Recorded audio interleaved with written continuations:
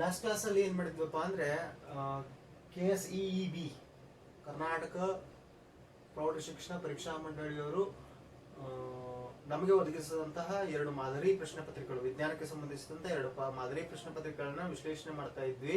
ಒಂದು ವಿಡಿಯೋದಲ್ಲಿ 1 ಅಂಕದ ಪ್ರಶ್ನೆಗಳು ಮತ್ತು ಮಲ್ಟಿಪಲ್ ಚಾಯ್ಸ್ ನ ಡಿಸ್ಕಸ್ ಮಾಡಿದ್ವಿ.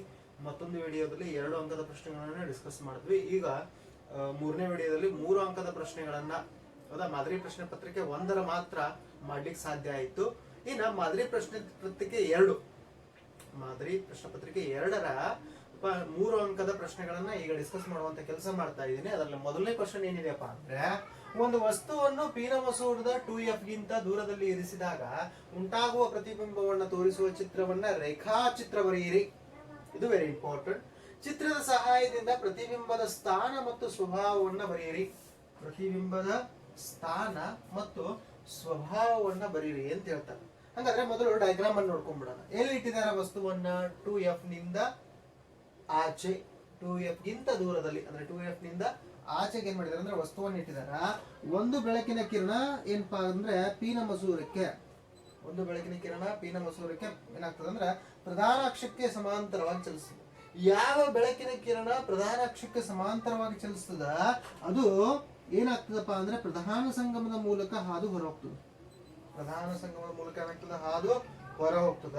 ಆಮೇಲೆ ಈಗ ಮತ್ತೊಂದು ಬೆಳಕಿನ ಕಿರಣ ಏನಿದೆಯಲ್ಲ, ಮತ್ತೊಂದು ಬೆಳಕಿನ ಕಿರಣ ಏನಾಗ್ತದೆ ಅಂದ್ರೆ ದ್ವಿತೀಯ ಕೇಂದ್ರ ಅಂತ ಏನ್ ಕೇಳ್ತೀವಲ್ಲ, ದ್ವಿತೀಯ ಕೇಂದ್ರದ ಮೂಲಕ ಹಾದು ಹೊರ ಹೋಗ್ತದ. ದ್ವಿತೀಯ ಕೇಂದ್ರದ ಮೂಲಕ ಏನಾಗ್ತದ? ಹಾದು ಹೊರ ಹೋಗ್ತದ. ಹಂಗಾದ್ರೆ ಆ ದ್ವಿತೀಯ ಕೇಂದ್ರದ ಮೂಲಕ ಹಾದು ಹೊರ ಹೋದಾಗ, ದ್ವಿತೀಯ ಕೇಂದ್ರದ ಮೂಲಕ ಹಾದು ಹೊರ ಹೋದಾಗ, ಸ್ವಲ್ಪ ಮಿಸ್ಟೇಕ್ ಆಯ್ತದು, ಹೌದಾ? ದ್ವಿತೀಯ ಕೇಂದ್ರದ ಮೂಲಕ ಹಾದು ಹೊರ ಹೋದಾಗ ನೋಡ್ರಿ, ಈ ರೀತಿಯಾಗಿ ದ್ವಿತೀಯ ಕೇಂದ್ರದ ಮೂಲಕ ಹಾದು ಹೊರ ಹೋದಾಗ, ಇದು ದ್ವಿತೀಯ ಕೇಂದ್ರ, ಇದರ ಮೂಲಕ ಹೊರ ಹೋದಾಗ ಒಂದು ಬಿಂದುವಿನಲ್ಲಿ ಆಗ್ತಾ ಇದೆ ಅಂತಂದ್ರೆ ಸಂಧಿಸ್ತಾ ಇದೆ. ಇದು ಏನಪ್ಪಾ ಅಂದ್ರೆ ಪ್ರತಿಬಿಂಬ. ಇಟ್ಟಂತ ವಸ್ತುವನ್ನ ನಾವು AB ಅಂತ ತಗೋತೀವಿ. ಪ್ರತಿಬಿಂಬ ತಲೆ ಕೆಳಗಾಗಿದೆ, ಅದಕ್ಕೆ ಅದನ್ನ A' ಮತ್ತು B' ಅಂತ ಉಲ್ಟಾ ತಗೋತೀವಿ ನಾವು. ಪ್ರತಿಬಿಂಬ ಏನ್ ಮಾಡ್ತೀನಿ? A' ಮತ್ತು B' ಅಂತ ಉಲ್ಟಾ ತೆಗೆದುಕೊಳ್ತೀವಿ. ಇದೇನಪ್ಪಾ ಅಂದ್ರೆ ರೇಖಾಚಿತ್ರ. ವೆರಿ ಸಿಂಪಲ್, ಹೌದಾ? ನಾವು ರೇಖಾಚಿತ್ರಗಳನ್ನ ಬಿಡಿಸ್ಲಿಕ್ಕೆ ಅನುಸರಿಸುವಂತ ನಿಯಮಗಳನ್ನ ಕರೆಕ್ಟ್ ಆಗಿ ತಿಳ್ಕೊಂಡ್ಬಿಟ್ರೆ ಯಾವ ಬೇಕಾದ್ರೆ ಹೆಚ್ಚಾಗಿ ರೇಖಾಚಿತ್ರವನ್ನು ಕೊಡ್ಲಿ ನಾವು ಸರಿಯಾಗಿ ಏನ್ ಮಾಡ್ಬೋದು ಅಂದ್ರೆ ಬಿಡಿಸಬಹುದು. ಹಾಗಾದ್ರೆ ಏನಪ್ಪಾ ಅಂದ್ರೆ ವಸ್ತುವನ್ನ 2F ನಿಂದ ಆಚೆಗೆ ಇಟ್ಟಿದಾರ. ಒಂದು ಬೆಳಕಿನ ಕಿರಣ ಪ್ರಧಾನ ಅಕ್ಷಕ್ಕೆ ಸಮಾಂತರವಾಗಿ ಚಲಿಸ್ತದ, ಇನ್ನೊಂದು ಬೆಳಕಿನ ಕಿರಣ ದ್ವಿತೀಯ ಕೇಂದ್ರದ ಮೂಲಕ ಹಾಯ್ತದ. ಎರಡೂ ಬೆಳಕಿನ ಕಿರಣಗಳು ಎಲ್ಲಿ ಸಂಧಿಸ್ತಾ ಇದಾವ ಅಲ್ಲಿ ಏನಪ್ಪಾ ಅಂದ್ರೆ ಪ್ರತಿಬಿಂಬ. ಹಾಗಾದ್ರೆ ಅವ್ರು ಏನ್ ಕೇಳಿದಾರ ಅಂದ್ರೆ ಪ್ರತಿಬಿಂಬದ ಸ್ಥಾನವನ್ನು ಕೇಳಿದಾರ. ಏನ್ ಕೇಳಿದಾರೆ? ಪ್ರತಿಬಿಂಬದ ಸ್ಥಾನ, ಹೌದಾ? ಹಾಗಾದ್ರೆ ಪ್ರತಿಬಿಂಬದ ಸ್ಥಾನ ಎಲ್ಲಿದೆಪ್ಪ ಅಂದ್ರೆ F2 ಮತ್ತು 2F2 ಗಳ ನಡುವೆ, F2 ಮತ್ತು 2F2 ಗಳ ನಡುವೆ. ಇದೇನಪ್ಪಾ ಅಂದ್ರೆ ಪ್ರತಿಬಿಂಬದ ಸ್ಥಾನ. ಇನ್ನು ಪ್ರತಿಬಿಂಬದ ಸ್ವಭಾವವನ್ನ ಬರೀರಿ ಅಂತ ಹೇಳಿದಾರೆ.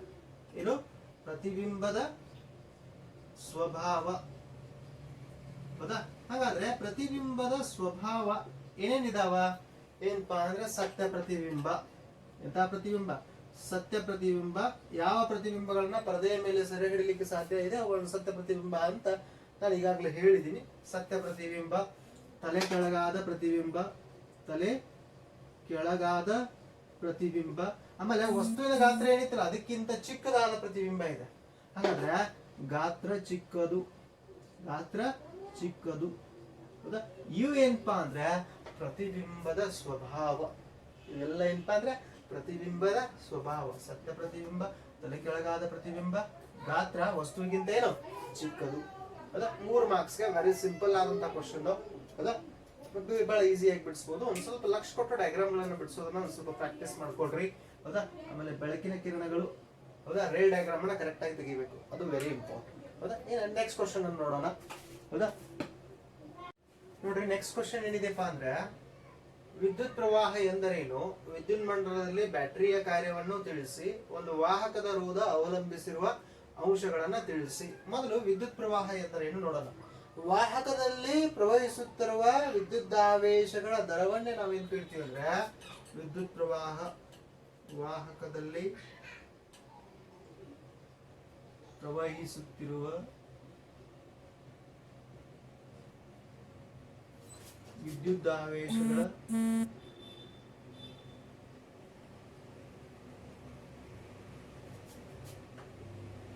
ದರವನ್ನೇ ನಾವೇನ್ ಕರಿತೀವಪ್ಪ ಅಂದ್ರೆ ವಿದ್ಯುತ್ ಪ್ರವಾಹ.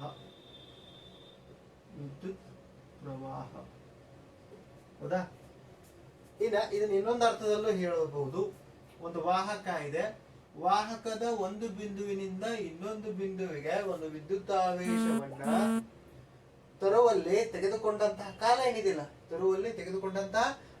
ಏನಿದೆಯಲ್ಲ, ಅದನ್ನ ನಾವೇನಂತ ಹೇಳ್ಬಹುದು ಅಂದ್ರೆ ವಿದ್ಯುತ್ ಪ್ರವಾಹ. ಅಥವಾ ಸಿಂಪಲ್ ಆಗಿ ಏನಪ್ಪಾ ಅಂದ್ರೆ ವಾಹಕದಲ್ಲಿ ಪ್ರವಹಿಸುತ್ತಿರುವಂತಹ ವಿದ್ಯುದಾವೇಶಗಳ ದರವನ್ನೇ ಏನಂತ ಕರೀಬಹುದು? ವಿದ್ಯುತ್ ಪ್ರವಾಹ. ಹೌದಾ? ಹಾಗಾದ್ರೆ 1 ಮಾರ್ಕ್. ಇನ್ನು ವಿದ್ಯುತ್ ಮಂಡಲದಲ್ಲಿ ಬ್ಯಾಟರಿಯ ಕಾರ್ಯವನ್ನ ತಿಳಿಸಿ. ವಿದ್ಯುತ್ ಮಂಡಲದಲ್ಲಿ ಯಾವ್ದು ಕಾರ್ಯ? ಬ್ಯಾಟರಿಯ ಕಾರ್ಯವನ್ನ ತಿಳಿಸಿ. ಬ್ಯಾಟರಿ ಏನ್ ಮಾಡ್ತದೆ ಅಂದ್ರೆ ವಾಹಕದ ತುದಿಗಳ ನಡುವೆ ವಿಭವಾಂತರವನ್ನ ಉಂಟು ಮಾಡ್ತದೆ. ಏನ್ ಮಾಡ್ತದ? ವಿಭವಾಂತರವನ್ನ ಉಂಟು ಮಾಡುತ್ತದೆ. ಆಮೇಲೆ ಅಷ್ಟೇ ಅಲ್ಲ, ಬ್ಯಾಟರಿ ವಾಹಕ ತುದಿಗಳ ನಡುವೆ ವಿಭವಾಂತರವನ್ನು ಉಂಟು ಮಾಡೋದಷ್ಟೇ ಅಲ್ಲ, ಅದು ಒಂದು ವಿದ್ಯುತ್ತಿನ ಆಕರ ಅಥವಾ ವಿದ್ಯುತ್ತಿನ ಮೂಲವಾಗಿ ಕಾರ್ಯನಿರ್ವಹಿಸುತ್ತದೆ. ಹೌದಾ? ಹಾಗಾದ್ರೆ 2 ಮಾರ್ಕ್ಸ್ ಮುಗೀತು. ಇನ್ 3ನೇ ಮಾರ್ಕ್ಸ್ ಏನಪ್ಪಾ ಅಂದ್ರೆ ಒಂದು ವಾಹಕದ ರೋಧ ಅವಲಂಬಿಸಿರುವ ಅಂಶಗಳು. ಒಂದು ವಾಹಕದ ರೋಧ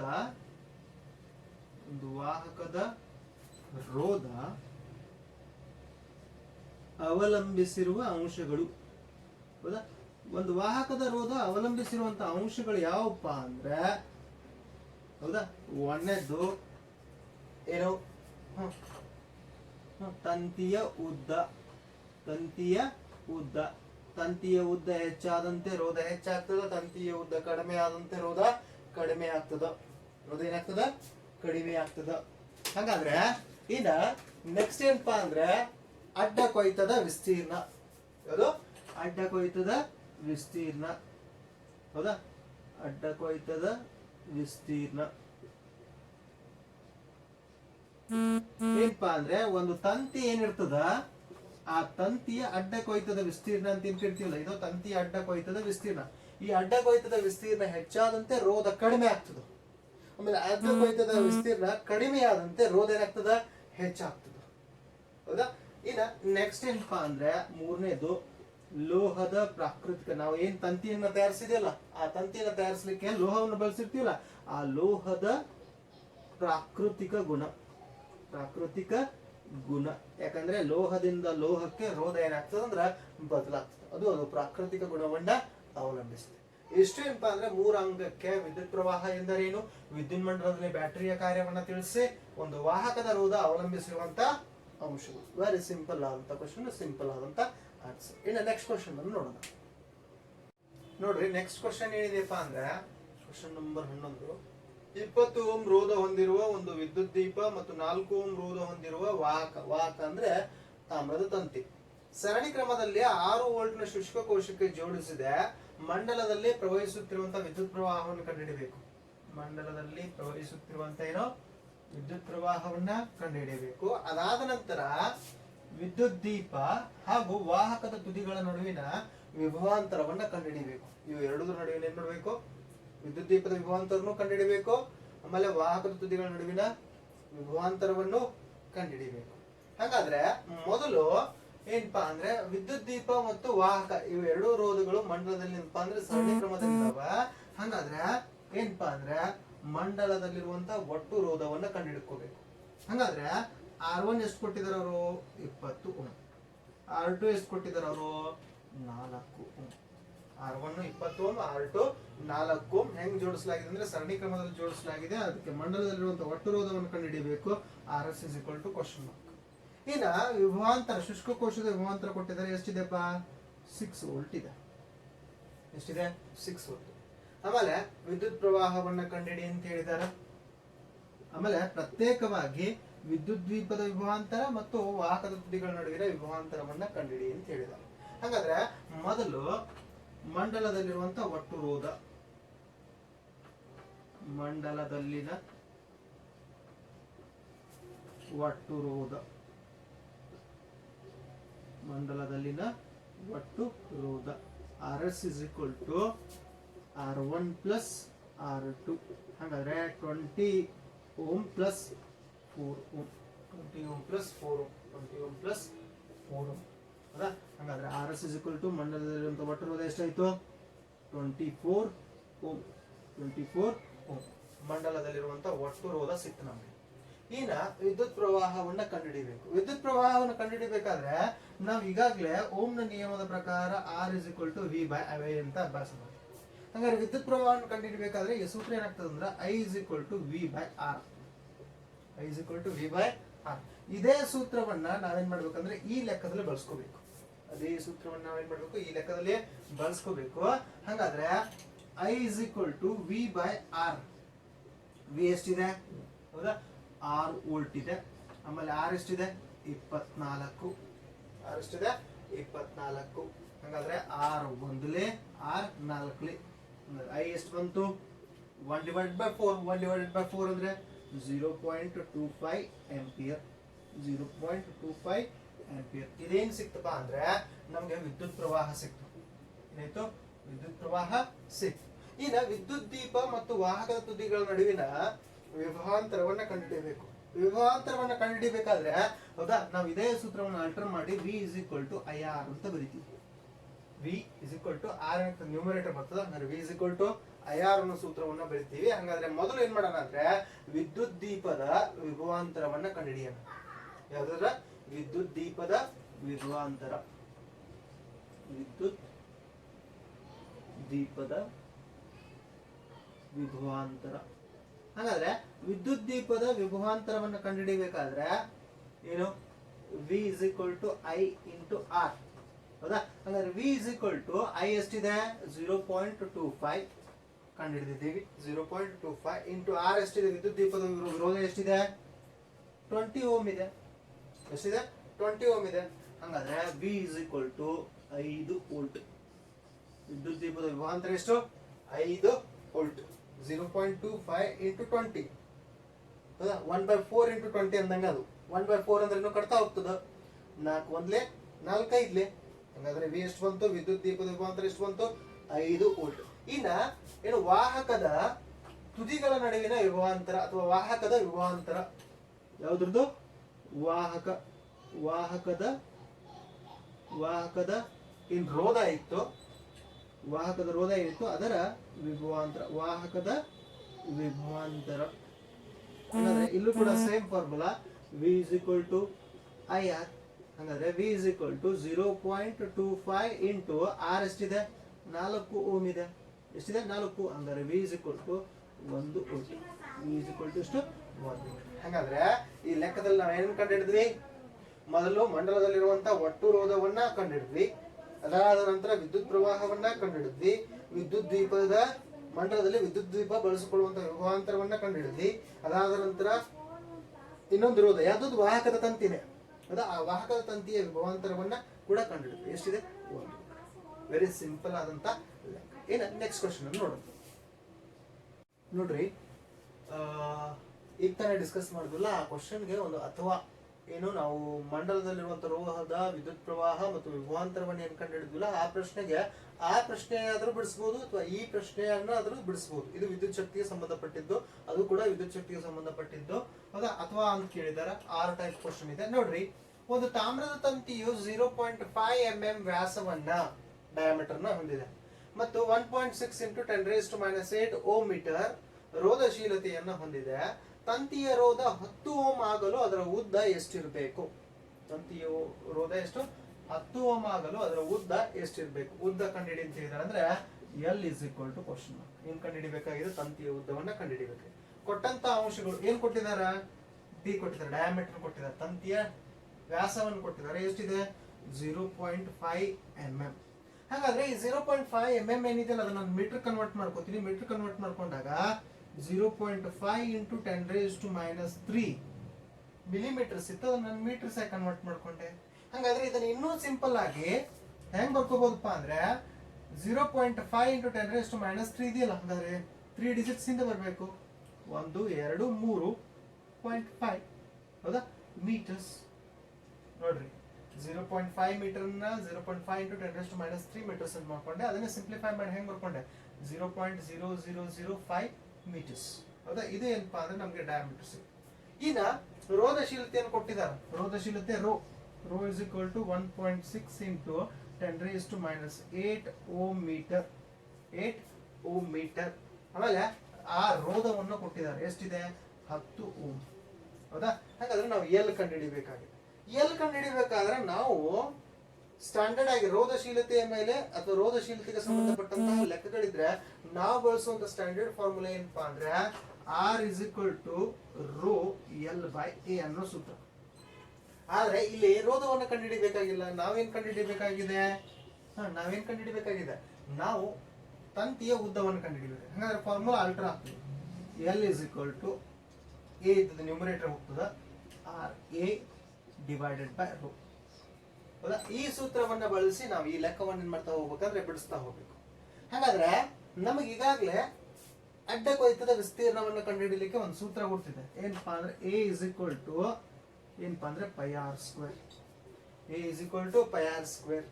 ಆದ್ರೆ ಈ ಕೊಟ್ಟಂತಹ ಲೆಕ್ಕದಲ್ಲಿ ಆರ್ ಏನು ಕೊಟ್ಟಿಲ್ಲ. ಏನ್ ಕೊಟ್ಟಿದ್ದಾನ? ವ್ಯಾಸವನ್ನು ಕೊಟ್ಟಿದ್ದಾನೆ. ಹಾಗಾದ್ರೆ ವ್ಯಾಸ ಇದ್ದದನ್ನ ನಾವು ತ್ರಿಜ್ಯಕ್ಕೆ ಪರಿವರ್ತನೆ ಮಾಡ್ಕೋಬೇಕಾದ್ರೆ ಏನು? R is equal to d by 2. R is equal to d by 2. ಹಾಗಾದ್ರೆ ಏನು ನಮಗೆ ಡಿ ಕೊಟ್ಟಿದಾರ, ಇದ್ರ ಡಿವೈಡ್ ಬೈ 2 ಮಾಡಿಬಿಟ್ರೆ ಮುಗಿತು ಕೆಲಸ.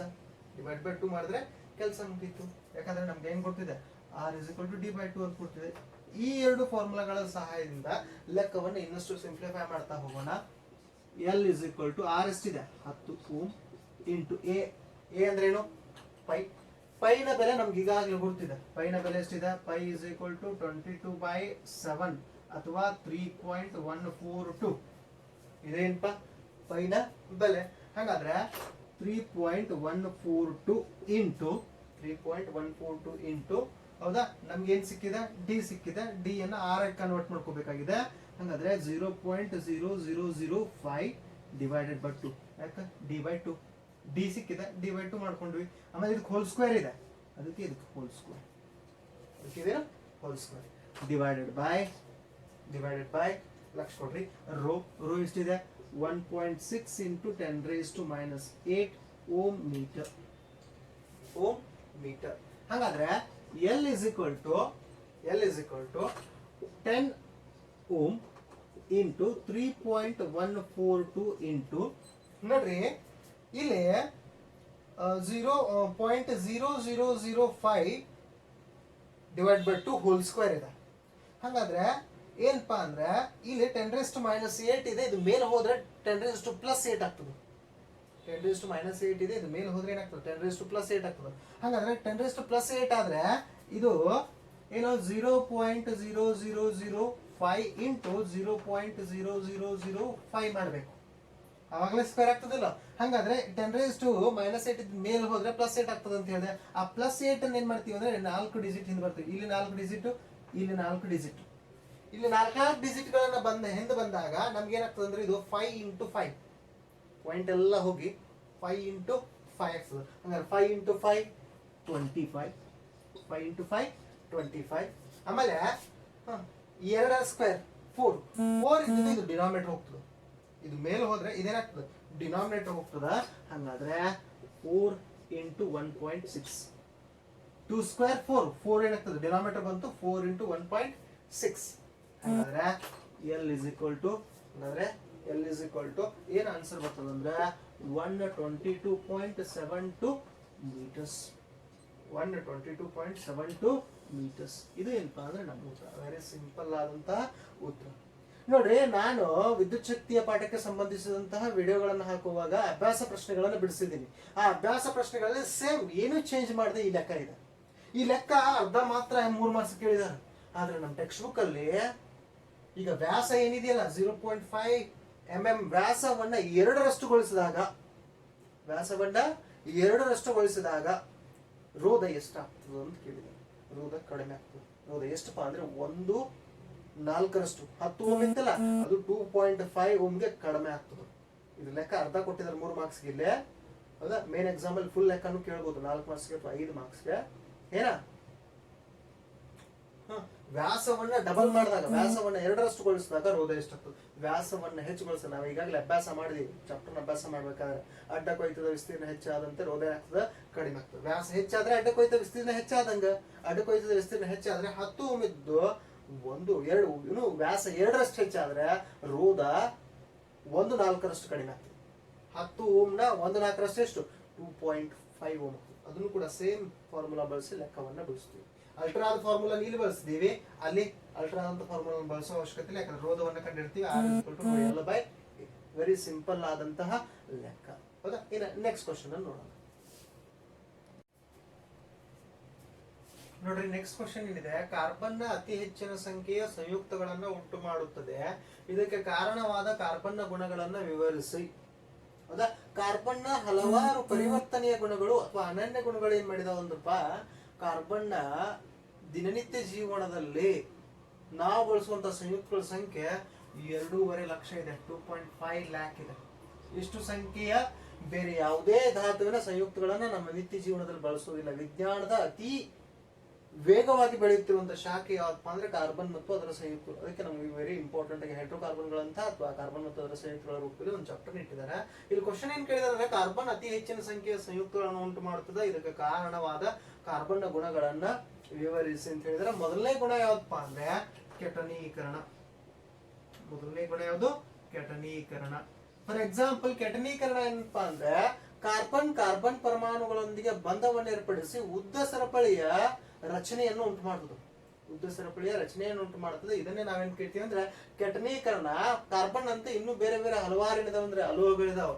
ಉದಾಹರಣೆಗೆ ಆಕ್ಸಿಜನ್ ಇದೆ, ನೈಟ್ರೋಜನ್ ಇದೆ, ಸಲ್ಫರ್ ಇದೆ, ಫಾಸ್ಫರಸ್ ಇದೆ, ಬೇರೆ ಬೇರೆ ಧಾತುಗಳು ಬರ್ತಾವ, ಬ್ರೋಮಿನ್, ಕ್ಲೋರಿನ್, ಇಂತ ಎಲ್ಲಾ ಧಾತುಗಳನ್ನು ನೋಡಿದಾಗ ಉದ್ದ ಸರಪಳಿಯ ರಚನೆಯನ್ನ ಯಾವ ಒಂದು ವಸ್ತು ಏನ್ ಮಾಡೋದಿಲ್ಲ, ಒಂದು ಉಂಟು ಮಾಡೋದಿಲ್ಲ.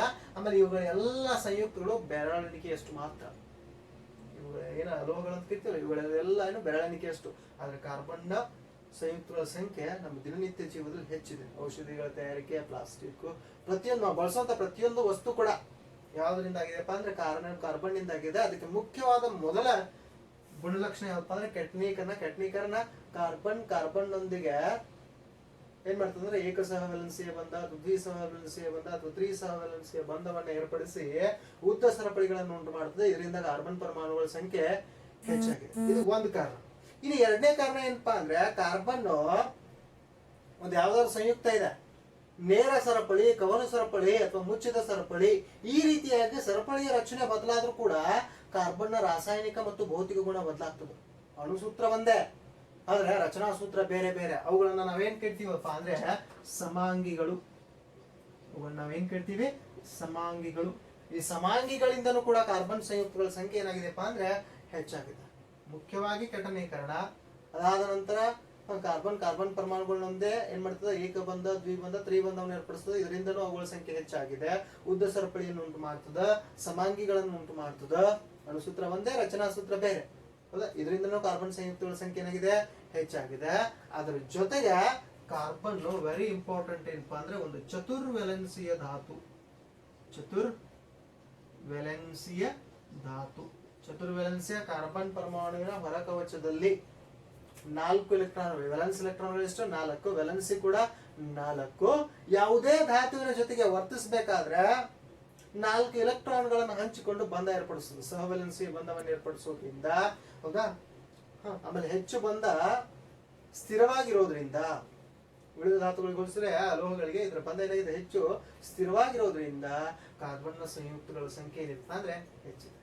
ಇಷ್ಟು 3 ಮಾರ್ಕ್ಸ್ಗೆ ಸಾಕು ಅನ್ಸುತ್ತೆ. ಈಗ ಹೇಳಿದಂತ ಪಾಯಿಂಟ್ಸ್ 3 ಪಾಯಿಂಟ್ಸ್ ಮಾಡಿ ಬಂದ್ರೆ 3 ಮಾರ್ಕ್ಸ್ ಸಿಗುತ್ತೆ. ಇನ್ನು ನೆಕ್ಸ್ಟ್ ಕ್ವಶನ್ ಅನ್ನ ನೋಡೋಣ. ನೋಡ್ರಿ, ಈಗ ತಾನೇ ಏನ್ ಡಿಸ್ಕಸ್ ಮಾಡಿದ್ವಲ್ಲ ಆ ಕ್ವಶನ್ಗೆ ಅಥವಾ ಅಂತ ಆರ್ ಟೈಪ್. ಹೌದಾ?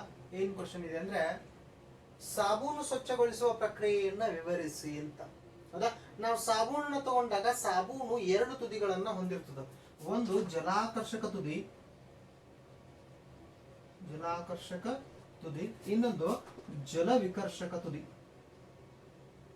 ಜಲಾಕರ್ಷಕ ತುದಿ, ಇನ್ನೊಂದೇನು ಜಲವಿಕರ್ಷಕ ತುದಿ. ಫಾರ್ ಎಕ್ಸಾಂಪಲ್ ಏನಪ್ಪಾ ಅಂದ್ರೆ ನಾನು ಈ ರೀತಿಯಾಗಿ ಒಂದು ಸಾಬೂನಿನ ರಚನೆಯನ್ನು ತೆಗೆದುಕೊಂಡಾಗ ಈ ಉದ್ದ ಸರಪಳಿ ಏನ್ ಕಾಣಿಸ್ತಾ ಇದೆಯಲ್ಲ, ಇದು ಹೈಡ್ರೋಕಾರ್ಬನ್ ಸರಪಳಿ. ಇದೇನಪ್ಪ ಅಂದ್ರೆ ಹೈಡ್ರೋಕಾರ್ಬನ್ ಸರಪಳಿ. ಹೌದಾ, ಹೈಡ್ರೋಕಾರ್ಬನ್ ನೀರಿನೊಂದಿಗೆ ವಿಲೀನ ಆಗೋದಿಲ್ಲ, ಜಲ ವಿಕರ್ಷಕ ತುದಿ ಇದು, ಜಲ ವಿಕರ್ಷಕ ತುದಿ. ಆಮೇಲೆ ಸಾಬೂನು ಇನ್ನೊಂದು ಬದಿಯಲ್ಲಿ ಏನು ಹೊಂದಿರ್ತದ, ಲೋಹಗಳ ಅಯಾನುಗಳನ್ನು, ಸೋಡಿಯಂ ಮತ್ತು ಪೊಟ್ಯಾಷಿಯಂ ಲೋಹಗಳ ಅಯಾನುಗಳನ್ನು ಹೊಂದಿರ್ತದ. ಹಂಗಾದ್ರೆ ಇದು Na+ ಅಯಾನಿಕ ತುದಿ. ಇದೇನು ಅಯಾನಿಕ ತುದಿ. ಅಯಾನಿಕ ತುದಿ ನೀರಿನಲ್ಲಿ ವಿಲೀನಗೊಳ್ಳಲಿಕ್ಕೆ, ಉಪ್ಪು ನೀರಿನಲ್ಲಿ ಹಾಕ್ತದೆ, ವೇಗವಾಗಿ ಕರಗ್ತದೆ, ಹೌದಿಲ್ಲ. ಹಾಗಾದ್ರೆ ಇದು ಏನಪ್ಪಾ ಅಂದ್ರೆ ಜಲ ಆಕರ್ಷಕ ತುದಿ. ಎರಡು ತುದಿಗಳನ್ನ ಹೊಂದಿದೆ ಸಾಬೂನು. ಹೌದಾ, ಸಾಬೂನಿನ ಒಂದು ಕಣ ಎರಡು ತುದಿಗಳನ್ನ ಹೊಂದಿದೆ, ಒಂದು ಜಲಾಕರ್ಷಕ ತುದಿ, ಒಂದು ಜಲ ವಿಕರ್ಷಕ ತುದಿ. ಫಾರ್ ಎಕ್ಸಾಂಪಲ್, ಬಟ್ಟೆಯಲ್ಲಿ ಒಂದು ರೀತಿ ಕೊಳೆ ಇದೆ, ಕೊಳೆ ಎಣ್ಣೆಯ ಕೊಳೆ ಇದೆ ಅಂತ ಇಟ್ಕೊಳ್ಳೋಣ. ಹಾಗಾದ್ರೆ ಎಣ್ಣೆಯ ಕೊಳೆ ಬಹಳ ವೇಗವಾಗಿ ಯಾವ್ದು ಕಂಡುಕೊಳ್ತದಪ್ಪ ಅಂದ್ರೆ ಹೈಡ್ರೋಕಾರ್ಬನ್ ತುದಿಗೆ ಅಂಟ್ಕೊಳ್ತದೆ. ಈ ರೀತಿಯಾಗಿ ಬಟ್ಟೆಯಲ್ಲಿರುವಂತಹ ಕೊಳೆ ಬಹಳ ವೇಗವಾಗಿ ಹೈಡ್ರೋಕಾರ್ಬನ್ ತುದಿಗೆ ಏನಾಗ್ತದಂದ್ರೆ ಅಂಟ್ಕೊಳ್ತದ. ಅಂಟ್ಕೊಂಡು ಒಂದು ದುಂಡಾದ ರಚನೆಯನ್ನು ಉಂಟು ಮಾಡ್ತದ. ಈ ದುಂಡಾದ ರಚನೆಗೆ ನಾವೇನ್ ಕೇಳ್ತೀವಿ ಅಂದ್ರೆ ಮಿಸೆಲ್ ಅಂತ ಕರಿತೀವಿ. ಈ ದುಂಡಾದ ರಚನೆಗೆ ನಾವೇನ್ ಕರಿತೀವಿ, ಮಿಸೆಲ್ ಅಂತ ಕರಿತೀವಿ. ಹೌದಾ, ಮಿಸೆಲ್ಗಳು ಏನೋ ಬಟ್ಟೆಯಲ್ಲಿ ಉಂಟಾಗ್ತಾವಲ್ಲ, ಹೈಡ್ರೋಕಾರ್ಬನ್ ತುದಿ ಕೊಳೆಗೊಂಡು ಹೊಂಟಿದೆ, ಅಯಾನಿಕ ತುದಿ ನೀರಿನಲ್ಲಿ ವಿಲೀನ ಆಗ್ಲಿಕ್ಕೆ ಪ್ರಯತ್ನಿಸ್ತಾ ಇದೆ. ಹಾಗಾದ್ರೆ ನಾವು ಬಟ್ಟೆಯನ್ನ ನೀರಿನಲ್ಲಿ ಸಾಬೂನು ಹಾಕಿ ಚೆನ್ನಾಗಿ ಅಲ್ಲಾಡಿಸಿದಾಗ ಅಯಾನಿಕ ತುದಿ ಏನ್ ಮಾಡ್ತದೆ, ಜಗ್ಗಿ ತರ್ತದೆ. ಯಾವುದನ್ನ, ಹೈಡ್ರೋಕಾರ್ಬನ್ ತುದಿಯನ್ನ. ಹೈಡ್ರೋಕಾರ್ಬನ್ ತುದಿಯನ್ನು ತರಬೇಕಾದ್ರೆ ಬಟ್ಟೆಯಲ್ಲಿರುವಂತಹ ಕೊಳೆಯನ್ನು ಜಗ್ಗಿ ತಂದ್ಬಿಡ್ತದೆ. ಬಟ್ಟೆಯಲ್ಲಿರುವಂತಹ ಕೊಳೆಯನ್ನು ಏನ್ ಮಾಡ್ತದೆ, ಜಗ್ಗಿ ತಂದ್ಬಿಡ್ತದ. ಈ ರೀತಿಯಾಗಿ ಬಟ್ಟೆಯಲ್ಲಿರುವಂತಹ ಕೊಳೆ ಸ್ವಚ್ಛ ಮಾಡಿಬಿಡ್ತದೆ. ನೋಡ್ರಿ, ಮತ್ತೊಂದ್ಸಲ ಬರ್ತೀನಿ, ಬಹಳ ಸಿಂಪಲ್ ಇದೆ, ನೀವು ವಿವರಿಸಿ ಬರಿಬೇಕು, ಅರ್ಥ ಆದ್ರೆ ಮುಗೀತು. ಏನೋ ಸಾಬೂನು ಎರಡು ತುದಿಗಳನ್ನ ಹೊಂದಿದೆ, ಒಂದು ಜಲಾಕರ್ಷಕ ತುದಿ, ಇನ್ನೊಂದು ಜಲ ವಿಕರ್ಷಕ ತುದಿ. ನಿಮ್ಗೆ ಗುರುತಿದೆ, ಹೈಡ್ರೋಕಾರ್ಬನ್ಗಳು ನೀರಿನಲ್ಲಿ ವಿಲೀನ ಆಗೋದಿಲ್ಲ, ನೀರನ್ನ ವಿಕರ್ಷಿಸ್ತಾವ, ಜಲ ವಿಕರ್ಷಕ. ಆಮೇಲೆ ಅಯಾನುಗಳು, ಅಯಾನಿಕ ಸಹಿತಗಳು ನೀರಿನಲ್ಲಿ ವಿಲೀನವಾಗ್ತಾವ, ಜಲ ಆಕರ್ಷಕ. ಇವುಗಳನ್ನ ನೀರಿನಲ್ಲಿ ಹಾಕಿ ಕರಗಿಸಿದಾಗ ಬಟ್ಟೆಯಲ್ಲಿರುವಂತಹ ಕೊಳೆಯೊಂದಿಗೆ ವರ್ತಿಸ್ತಾವ. ವರ್ತಿಸಿ ಏನಪ್ಪಾ ಅಂದ್ರೆ ಹೈಡ್ರೋಕಾರ್ಬನ್ ತುದಿ, ಬಟ್ಟೆಯಲ್ಲಿರುವಂತ ಎಣ್ಣೆ ಎರಡು ಒಂದೇ, ಒಂದು ಇನ್ನೊಂದನ್ನ ಆಕರ್ಷಿಸ್ತಾವ, ಕುಡ್ಕೊಳ್ಳಿಕ್ ಪ್ರಯತ್ನಿಸ್ತಾವ. ಆದ್ರೆ ಇನ್ನೊಂದು ತುದಿ ಏನಿದೆ, ಅಯಾನಿಕ ತುದಿ, ಅದು ನೀರಿನಲ್ಲಿ ವಿಲೀನ ಆಗ್ಲಿಕ್ಕೆ ಜಗ್ತಿರ್ತದ. ಹೌದಾ, ಅದು ಆ ಕಡೆ ಜಗ್ತಾ ಇದೆ, ಇದು ಈ ಕಡೆ ಜಗ್ತಾ ಇದೆ. ಎರಡೂ ಕೂಡ ಏನ್ ಮಾಡ್ತಾವ ಅಂದ್ರೆ ಕೊಳೆಯನ್ನ ಸುತ್ತುವರಿದು ಒಂದು ದುಂಡಾದಂತಹ ರಚನೆಯನ್ನು ಉಂಟು ಮಾಡ್ತಾವ. ಆ ರಚನೆಯನ್ನು ನಾವು ಏನು ಮಿಸೆಲ್ ಅಂತ ಕರಿತೀವಿ. ಮಿಸೆಲ್ ಉಂಟಾಗಿ ನಾವು ಬಟ್ಟೆಯನ್ನು ಚೆನ್ನಾಗಿ ಅಲ್ಲಾಡಿಸಿದಾಗ ಆ ಬಟ್ಟೆಯಲ್ಲಿರುವಂತ ಕೊಳೆಯನ್ನೇ ಹೊರತೆಗಿರುವಂತ ಕೆಲಸ ಮಿಸೆಲ್ಗಳು ಮಾಡ್ತಾವ. ಈಗ ಯಾವಾಗ ಬಟ್ಟೆಯನ್ನು ಚೆನ್ನಾಗಿ ಸಾಬೂನ್ ಪೌಡರ್ನ ಹಾಕಿ ಅಲ್ಲಾಡಿಸ್ತೀವಿ, ಅವಾಗ ನೀರಿನಲ್ಲಿ ಕೆಲವು ಕಣಗಳು ಉಂಟಾಗ್ತಾವ. ಆ ಕಣಗಳಿಂದ ಉಂಟಾದಂತಹ ದ್ರಾವಣವನ್ನ ನಾವು ಎಮಲ್ಷನ್ ಅಂತ ಕರಿತೀವಿ. ಏನ್ ಕರಿತೀವಿ, ಎಮಲ್ಷನ್ ಅಂತ ಕರಿತೀವಿ. ಎಮಲ್ಷನ್ ಅನ್ನು ಉಂಟು ಮಾಡೋದ್ರ ಮೂಲಕ ಬಟ್ಟೆಯಲ್ಲಿರುವಂತಹ ಕಳೆಯನ್ನ ಸ್ವಚ್ಛ ಮಾಡ್ತಾವೆ. ಇಷ್ಟೇ ಏನಪ್ಪ ಅಂದ್ರೆ ಸಾಬೂನು ಸ್ವಚ್ಛಗೊಳಿಸುವಂತಹ ಪ್ರಕ್ರಿಯೆ, ಸಾಬೂನು ಸ್ವಚ್ಛಗೊಳಿಸುವಂತಹ ಪ್ರಕ್ರಿಯೆ. ಇನ್ನು ನೆಕ್ಸ್ಟ್ ಕ್ವಶನ್ ನೋಡೋಣ. ನೋಡ್ರಿ, ನೆಕ್ಸ್ಟ್ ಕ್ವಶನ್ ಏನಿದೆಪ್ಪ ಅಂದ್ರೆ ಸಸ್ಯಗಳಲ್ಲಿ ಎತ್ತರ ಮತ್ತು ಕುಬ್ಜ ಗುಣಗಳ ವ್ಯಕ್ತವಾಗುವಿಕೆಯನ್ನು ವಂಶವಾಹಿಗಳು ಹೇಗೆ ನಿಯಂತ್ರಿಸುತ್ತವೆ? ಹೌದಾ, ಏನು ಸಸ್ಯಗಳಲ್ಲಿ ಎತ್ತರ ಮತ್ತು ಕುಬ್ಜ ಗುಣಗಳ ವ್ಯಕ್ತವಾಗುವಿಕೆಯನ್ನು ವಂಶವಾಹಿಗಳು ಹೇಗೆ ನಿಯಂತ್ರಿಸ್ತಾವಪ್ಪ ಅಂದ್ರೆ ಏಕತಳೀಕರಣ. ಏನು ಮೆಂಡಲ್ ಅವ್ರು ಏನ್ ಹೇಳಿದಾರಲ್ಲ, ಜಾನ್ ಗ್ರೆಗರ್ ಮೆಂಡಲ್ ಅವರು, ಹೌದಾ, ಮೆಂಡಲ್ ಅವರ ಏಕತಳೀಕರಣ ಪ್ರಯೋಗದ ಪ್ರಕಾರ, ಏಕತಳೀಕರಣ ಪ್ರಯೋಗದ ಪ್ರಕಾರ ಅವ್ರೇನು ರಿಸಲ್ಟ್ಸ್ ಹೇಳಿದಾರಲ್ಲ ಆ ಪ್ರಕಾರ ಏಕತಳೀಕರಣದ ಪ್ರಯೋಗದ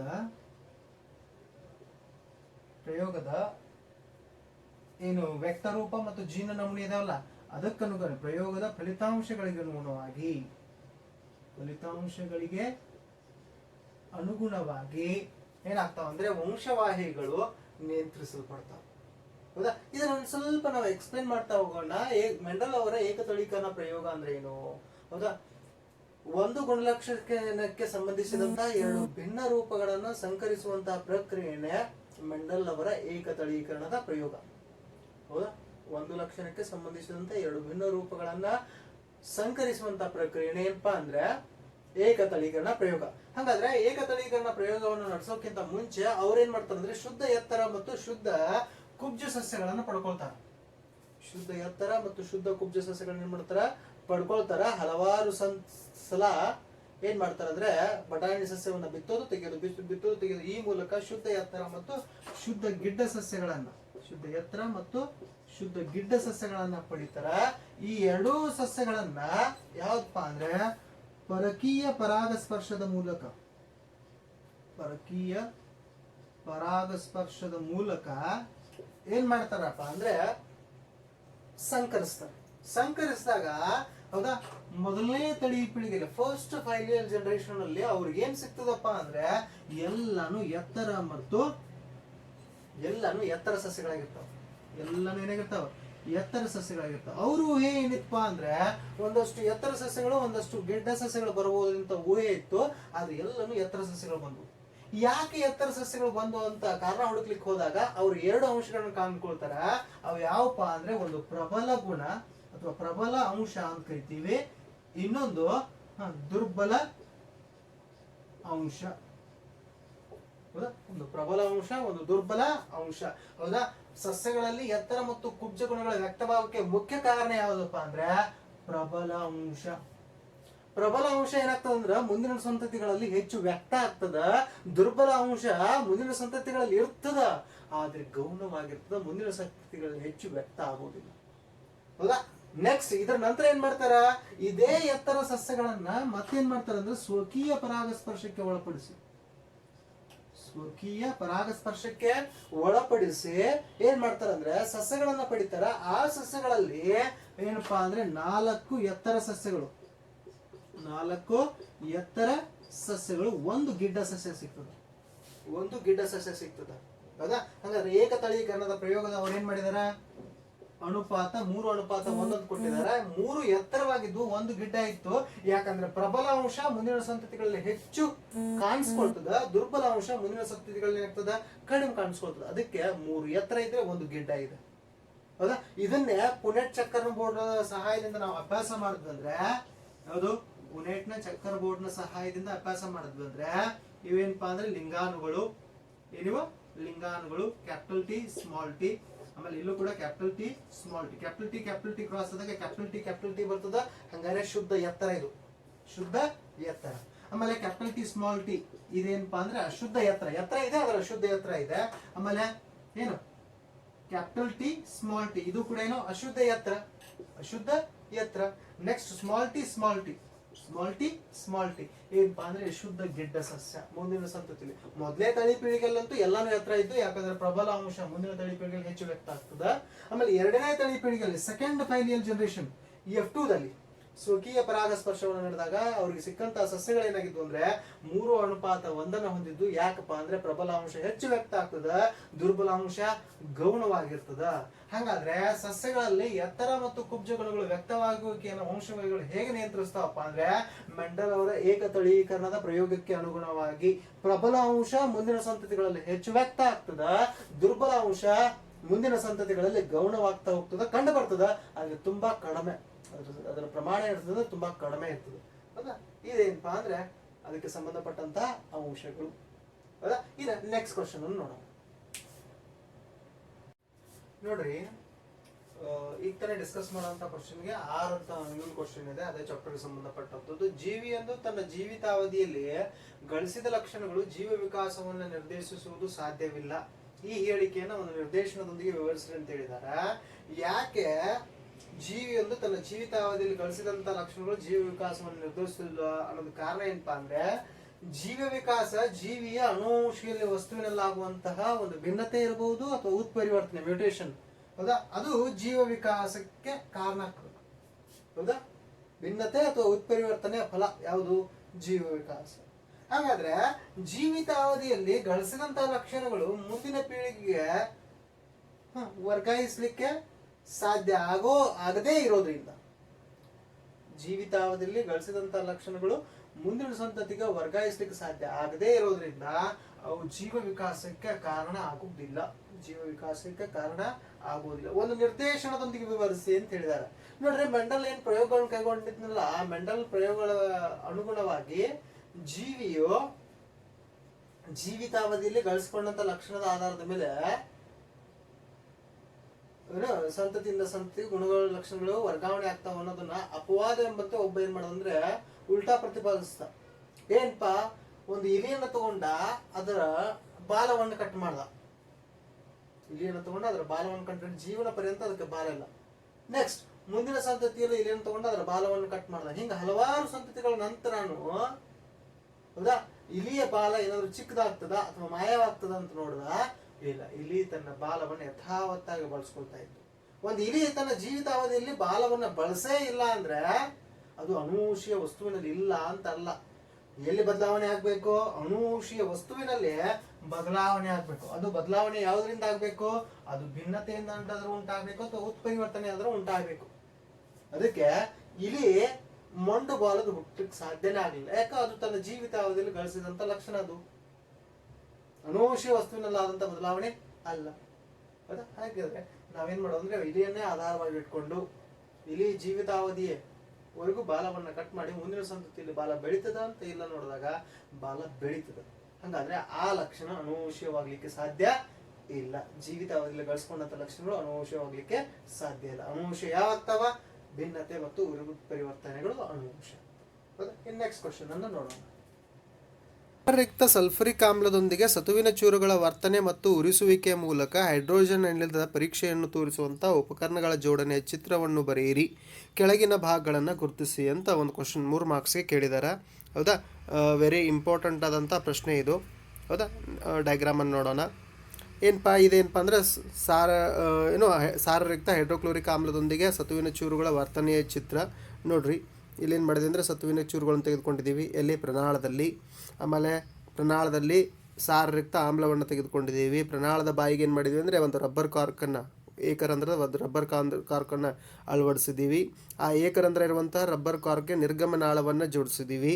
ನಿರ್ಗಮನಾಳ ಏನು ಮಾಡಿದ್ದೀವಿ ಅಂದರೆ ಇನ್ನೊಂದು ಪಾತ್ರೆಯಲ್ಲಿರುವಂಥ ಸಾಬೂನಿನ ದ್ರಾವಣದಲ್ಲಿ ಅದ್ದಿದ್ದೀವಿ. ಸಾಬೂನಿನ ದ್ರಾವಣದಲ್ಲಿ ಯಾವಾಗ ಸತುವಿನ ಚೂರುಗಳು ಯಾವುದರೊಂದಿಗೆ? ಹೈಡ್ರೋಕ್ಲೋರಿಕ್ ಆಮ್ಲದೊಂದಿಗೆ ವರ್ತಿಸ್ತಾವ, ಸತುವಿನ ಕ್ಲೋರೈಡನ್ನು ಮತ್ತು ಹೈಡ್ರೋಜನ್ ಅನಿಲವನ್ನು ಬಿಡುಗಡೆ ಮಾಡ್ತಾವೆ. ಬಿಡುಗಡೆಯಾದಂಥ ಹೈಡ್ರೋಜನ್ ಅನಿಲು ಗುಳ್ಳೆಗಳನ್ನು ಉಂಟು ಮಾಡ್ತವೆ. ಗುಳ್ಳೆಗಳು ಹೈಡ್ರೋಜನ್ ಅನಿಲ ನಮ್ಮ ಪರಿಸರದಲ್ಲೇ ಹಗುರವಾಗಿರೋದ್ರಿಂದ ಸಾಬೂನಿನ ದ್ರಾವಣದಲ್ಲಿ ಗುಳ್ಳೆಗಳನ್ನು ಉಂಟು ಮಾಡ್ತದೆ. ಈ ಗುಳ್ಳೆಗಳ ಸಂಪರ್ಕಕ್ಕೆ ಮೇಣದ ಬತ್ತಿಯನ್ನು ಅಥವಾ ಕಡ್ಡಿ ಪೊಟ್ಟಣದಲ್ಲಿರುವಂಥ ಕಡ್ಡಿಯನ್ನು ಸಂಪರ್ಕಕ್ಕೆ ತಂದಾಗ ಆ ಜ್ವಾಲೆ ಏನಿರ್ತದಲ್ಲ ಅದು ಪ್ರಜ್ವಲಿಸಿ ಉರಿತದೆ. ಯಾವ ರೀತಿಯಾಗಿ ಪಟಾಕ್ಷಿಗಳು ಪ್ರಜ್ವಲಿಸಿ ಉರಿತಾವಲ್ಲ ಹಂಗೆ ಪ್ರಜ್ವಲಿಸಿ ಉರಿತದ. ಹಾಗಾದರೆ ಬಿಡುಗಡೆಯಾಗಿರುವಂತಹ ವಸ್ತು ದಹನಶೀಲ. ಹೌದಾ? ದಹನಶೀಲ ಹೈಡ್ರೋಜನ್. ಹೌದಾ? ಅನ್ನೋದನ್ನು ಪತ್ತೆ ಹಚ್ತೀವಿ. ಇಲ್ಲಿ 2 ಭಾಗಗಳನ್ನು ಗುರುತಿಸ್ರಿ ಅಂತ ಹೇಳಿದರೆ, ಒಂದು ಸತುವಿನ ಚೂರುಗಳ ಭಾಗ, ಇನ್ನೊಂದು ನಿರ್ಗಮನಾಳ. ಕೆಲವು ಸಲ ಪ್ರನಾಳವನ್ನು ಗುರುತಿಸ್ರಿ, ಕೆಲವು ಸಲ ಸಾರರಿಕ್ತ ಆಮ್ಲವನ್ನು ಗುರುತಿಸ್ರಿ, ಸಾಬೂನಿನ ದ್ರಾವಣವನ್ನು ಗುರುತಿಸ್ರಿ, ಹೌದಾ? ಹೈಡ್ರೋಜನ್ ಅನಿಲದ ಗುಳ್ಳೆಗಳನ್ನು ಗುರುತಿಸ್ರಿ. ಈ ರೀತಿಯಾಗಿ ಬೇರೆ ಬೇರೆ ಭಾಗಗಳನ್ನು ಕೇಳ್ಬೋದು. ಆಮೇಲೆ ಪ್ರಣಾಳಕ್ಕೆ ಏನು ಮಾಡಿದೀವಿ ಅಂದರೆ ಆಧಾರ ಸ್ತಂಭವನ್ನು ಜೋಡಿಸಿದ್ದೀವಿ. ಹೌದಾ? ಇಷ್ಟು ಏನಪ್ಪ ಅಂದರೆ ಇಂಪಾರ್ಟೆಂಟ್ ಆದ ಭಾಗಗಳು. ಹೌದಾ? ಒಂದು ಸ್ವಲ್ಪ ಈ ಡಯಾಗ್ರಾಮನ್ನು ತೆಗಿಬೇಕಾದ್ರೆ ಈ ಭಾಗಗಳ ಕಡೆ ಲಕ್ಷ್ಯ ಕೊಡ್ರಿ. 3 ಅಂಕದ ಪ್ರಶ್ನೆ ಕೇಳಿದಾರ. ಹೌದಾ? ಇನ್ನು ನೆಕ್ಸ್ಟ್ ಕ್ವಶನನ್ನು ನೋಡೋಣ. ನೆಕ್ಸ್ಟ್ ಕ್ವಶನ್ ಏನಿದೆ ಅಂದರೆ, ತಾಮ್ರದ ವಿದ್ಯುತ್ ವಿಭಜನೆಯ ಶುದ್ಧೀಕರಣವನ್ನು ತೋರಿಸುವ ಉಪಕರಣದ ಚಿತ್ರವನ್ನು ಬರೆಯಿರಿ, ಕೆಳಗಿನ ಭಾಗಗಳನ್ನು ಗುರುತಿಸಿ. ತಾಮ್ರದ ವಿದ್ಯುತ್ ವಿಭಜನೆಯ ಶುದ್ಧೀಕರಣವನ್ನು ತೋರಿಸುವ ಉಪಕರಣದ ಚಿತ್ರವನ್ನು ಬರೆಯಿರಿ ಮತ್ತು ಕೆಳಗಿನ ಭಾಗಗಳನ್ನು ಗುರುತಿಸಿ ಅಂತ ಒಂದು ಕ್ವಶನ್ ಕೇಳಿದ್ದಾರೆ. ಹಾಗಾದರೆ ಇದೇನಪ್ಪ ಅಂದರೆ ತಾಮ್ರದ ವಿದ್ಯುತ್ ವಿಭಜನೆಯ ಶುದ್ಧೀಕರಣ. ವಿದ್ಯುತ್ ವಿಭಜನೆಯ ಶುದ್ಧೀಕರಣ. ಇಲ್ಲಿ ಕೆಲವು ಭಾಗಗಳನ್ನು ನೋಡ್ತಾ ಹೋಗೋಣ. ನೋಡ್ರಿ, ಬ್ಯಾಟ್ರಿಯ ಧನಕ್ಕೆ ಯಾವ್ದು ಜೋಡಿಸಿರ್ತೀವಿ ಆ ಭಾಗವನ್ನು ಆ್ಯನೋಡ್ ಅಂತ ಕರಿತೀವಿ. ಅದನ್ನೇನು ಕರಿತೀವಿ? ಆ್ಯನೋಡ್. ಬ್ಯಾಟ್ರಿಯ ಋಣಕ್ಕೆ ಯಾವುದನ್ನು ಜೋಡಿಸಿರ್ತೀವಿ ಅದನ್ನು ಕ್ಯಾಥೋಡ್ ಅಂತ ಕರಿತೀವಿ. ಆಮೇಲೆ 2 ವಿದ್ಯುತ್ ದ್ರಗಗಳನ್ನು ಏನು ತೆಗೆದುಕೊಂಡಿದ್ದೀವಲ್ಲ, ಈ 2 ವಿದ್ಯುತ್ ದ್ರಗಗಳಲ್ಲಿ ಏನಪ್ಪ ಅಂದರೆ ಕ್ಯಾಥೋಡ್ಗೆ ಜೋಡಿಸಿದಂಥ ವಿದ್ಯುತ್ ದ್ರಗ ಇರ್ತದಲ್ಲ ಅಥವಾ ಎಲೆಕ್ಟ್ರೋಡ್ ಇರ್ತದಲ್ಲ, ಅದು ಶುದ್ಧ ತಾಮ್ರದ ಪಟ್ಟಿಯಾಗಿರ್ತದೆ. ಆಮೇಲೆ ಆ್ಯನೋಡಲ್ಲಿ ಏನು ಜೋಡಿಸಿರ್ತಿಲ್ಲ ಅದು ಅಶುದ್ಧ ತಾಮ್ರದ ಪಟ್ಟಿಯಾಗಿರ್ತದೆ. ಈ ಅಶುದ್ಧ ತಾಮ್ರದ ಪಟ್ಟಿ ವಿದ್ಯುತ್ ವಿಭಜನೆಯ ದ್ರಾವಣವಾಗಿ ಇಲ್ಲಿ ಏನು ತೆಗೆದುಕೊಂಡಿರ್ತೀವಿ ಅಂದರೆ ತಾಮ್ರದ ಸಲ್ಫೇಟ್ನ ದ್ರಾವಣವನ್ನು ತೆಗೆದುಕೊಂಡಿರ್ತೀವಿ. ವಿದ್ಯುತ್ ವಿಭಜನೆಯ ದ್ರಾವಣವಾಗಿ ಏನು ತೆಗೆದುಕೊಂಡಿರ್ತೀವಿ? ತಾಮ್ರದ ಸಲ್ಫೇಟ್ನ ದ್ರಾವಣ. ಹೆಂಗೆ ವಿದ್ಯುತ್ತನ್ನು ಹರಿಸ್ಲಿಕ್ಕೆ ಪ್ರಾರಂಭಿಸ್ತೀವಿ ಹಂಗೆ ಅಶುದ್ಧ ತಾಮ್ರದ ಪಟ್ಟಿ ದ್ರಾವಣದಲ್ಲಿ ಕರಗಿ ಶುದ್ಧ ತಾಮ್ರದ ಪಟ್ಟಿಯ ಮೇಲೆ ಶೇಖರಣೆಗೊಳ್ಳಲಿಕ್ಕೆ ಡೆಪಾಸಿಟ್ ಆಗಲಿಕ್ಕೆ ಪ್ರಾರಂಭಿಸ್ತದೆ. ಆಮೇಲೆ ಈ ಅಶುದ್ಧ ತಾಮ್ರದ ಪಟ್ಟಿಯಲ್ಲಿರುವಂತಹ ಕಶ್ಮಲಗಳು ಧನ ಆವೇಶಗಳನ್ನು ಹೊಂದಿರ್ತಾವೆ. ಆ ಧನ ಆವೇಶ ಹೊಂದಿದಂಥ ಕಣಗಳು ಏನಾಗ್ತಂದ್ರೆ ಈ ತಳಭಾಗದಲ್ಲಿ ಶೇಖರಣೆಗೊಳ್ತಾವೆ. ಅವೇ ಕಶ್ಮಲಗಳು ಅಥವಾ ಧನಾಗ್ರ ಮಡ್ಡಿ. ನಿಮಗೆ ಎಕ್ಸಾಮಲ್ಲಿ ಧನಾಗ್ರ ಮಡ್ಡಿಯನ್ನು ಗುರುತಿಸ್ರಿ ಅಂತ ಕೇಳ್ಬೋದು. ಆದರೆ ಇಲ್ಲಿ ಏನು ಕೇಳಿದ್ದಾರೆ? ಕ್ಯಾಥೋಡನ್ನು ಮತ್ತು ಧನಾಗ್ರ ಮಡ್ಡಿಯನ್ನೇ ಗುರುತಿಸ್ರಿ ಅಂತ ಕೇಳಿದ್ದಾರೆ. ಹಾಗಾದರೆ ಇಲ್ಲಿ ಬರುವಂಥ ಇಂಪಾರ್ಟೆಂಟ್ ಆದ ಭಾಗಗಳು ಮತ್ತು ಪ್ರಯೋಗವನ್ನು ವಿವರಿಸುವಂಥ ಕೆಲಸ ಮಾಡಿದೆ. ಏನು, ಶುದ್ಧ ತಾಮ್ರದ ಪಟ್ಟಿಯ ಮೇಲೆ ಅಶುದ್ಧ ತಾಮ್ರದ ಪಟ್ಟಿ ದ್ರಾವಣದಲ್ಲಿ ಕರಗ್ತಾ ಏನಾಗ್ತದೆ, ತಾಮ್ರ ಇದ್ರ ಮೇಲೆ ಶೇಖರಣೆಗೊಳ್ತದೆ. ನೋಡ್ರಿ, ತಾಮ್ರವನ್ನು ಏನು ಯಾವ ಕಡೆಯಿಂದ ಯಾವ ಕಡೆ ಚಲಿಸ್ತಾ ಇದೆ ಅಂದರೆ, ತಾಮ್ರ ಒಂದು ಲೋಹ ಧನಾವೇಶವನ್ನು ಹೊಂದಿದೆ.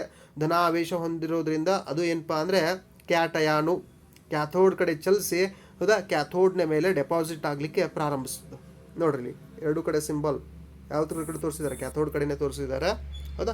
ಈ ಡಯಾಗ್ರಾಮನ್ನು ತೆಗಿಬೇಕಾದ್ರೆ ನೀವು ಇಷ್ಟು ಭಾಗಗಳನ್ನ ಏನು ಮಾಡಬೇಕಂದ್ರೆ ಲಕ್ಷ್ಯ ಇಟ್ಟು ನೋಡಬೇಕು ಹೌದಾ. ಆ್ಯನೋಡ್ ಯಾವುದು, ಕ್ಯಾಥೋಡ್ ಯಾವುದು, ಕ್ಯಾಟಯಾನ್ ಯಾವುದು, ಆ್ಯನಾಯನ್ ಯಾವುದು, ಆಮೇಲೆ ಧನಾಗ್ರ ಮಡ್ಡಿ ಯಾವುದು, ಯಾವ ಕಡೆಯಿಂದ ಯಾವ ಕಡೆ ಆಯನ್ಗಳು ಚಲಿಸ್ತಾ ಇದ್ದಾವೆ, ಆಮೇಲೆ ವಿದ್ಯುತ್ ವಿಭಜನೀಯ ದ್ರಾವಣ ಆಗಿ ಯಾವುದನ್ನು ತೆಗೆದುಕೊಂಡಿದ್ದಾರೆ ಹೌದಾ. ತಾಮ್ರವನ್ನು ಶುದ್ಧೀಕರಿಸೋದ್ರಿಂದ ತಾಮ್ರದ ಸಲ್ಫೇಟ್ನ ದ್ರಾವಣವನ್ನು ಏನು ಮಾಡ್ತಾರೆ, ತೆಗೆದುಕೊಳ್ತಾರೆ. ಇಷ್ಟು ಏನಪ್ಪ ಅಂದರೆ ಮುಖ್ಯವಾದ ಭಾಗಗಳು. ಇನ್ನು ನೆಕ್ಸ್ಟ್ ಕ್ವಶನ್ ನೋಡ್ರಿ. ನೆಕ್ಸ್ಟ್ ಕ್ವಶನ್ ಏನಿದೆಯಪ್ಪ ಅಂದರೆ, ಸ್ತ್ರೀ ಸಂತಾನೋತ್ಪತ್ತಿ ವ್ಯೂಹದಲ್ಲಿ ಅಂಡವು ಅಂಡಾಶಯದಿಂದ ಗರ್ಭಕೋಶವನ್ನು ಹೇಗೆ ತಲುಪುತ್ತದೆ ಮತ್ತು ಭ್ರೂಣವಾಗಿ ಹೇಗೆ ಅಭಿವೃದ್ಧಿ ಹೊಂದುತ್ತದೆ ಹೌದಾ ಅಂತ ಒಂದು ಕ್ವಶನ್ ಕೇಳಿದ್ದಾರೆ.